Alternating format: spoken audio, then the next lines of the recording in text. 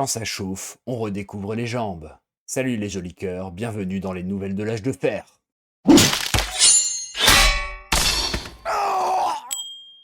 Flash spécial, pendant des années, on nous a vendu la guerre moderne comme une affaire d'écran. Des drones, des satellites, du cyber, de l'intelligence artificielle, des cartes numériques, des frappes propres, chirurgicales, presque abstraites.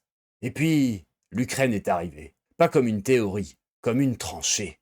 Depuis 2022, l'Europe redécouvre une vieille vérité. La guerre ne se passe pas seulement dans les logiciels, elle se passe aussi dans la boue, le froid, la fatigue, le manque de sommeil, les évacuations impossibles, les positions tenues trop longtemps, les sacs trop lourds et les hommes trop rares. C'est dans ce contexte qu'il faut regarder Orion 26. Orion 26, c'est le grand exercice militaire français de haute intensité organisé du 8 février au 30 avril 2026. Le but, préparer les armées françaises à un conflit majeur dans un environnement hybride, contesté, saturé, avec du terrestre, de l'aérien, du naval, du cyber, de l'espace, de l'électromagnétique. Bref, la grande guerre moderne avec toutes ces machines.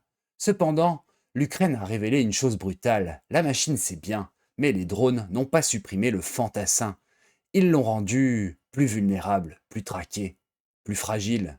Les blindés n'ont pas supprimé les tranchées, la technologie n'a pas supprimé l'endurance, et c'est là qu'une vieille voix résonne.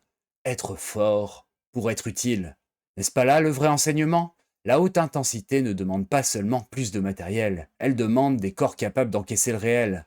Et là, sous les uniformes modernes, on voit revenir l'ancienne leçon française. Marcher, courir, sauter, grimper, porter, lutter, se défendre, résister. La méthode naturelle n'était pas un folklore de moustachus en short blanc. C'était une pédagogie de civilisation. Former des hommes et des femmes capables d'agir quand les circonstances cessent d'être confortables. Alors, une question plus ancienne réapparaît. Que vaut une armée si les corps dont elle dispose ont du mal à servir? Ici la rédaction, l'âge de fer continue.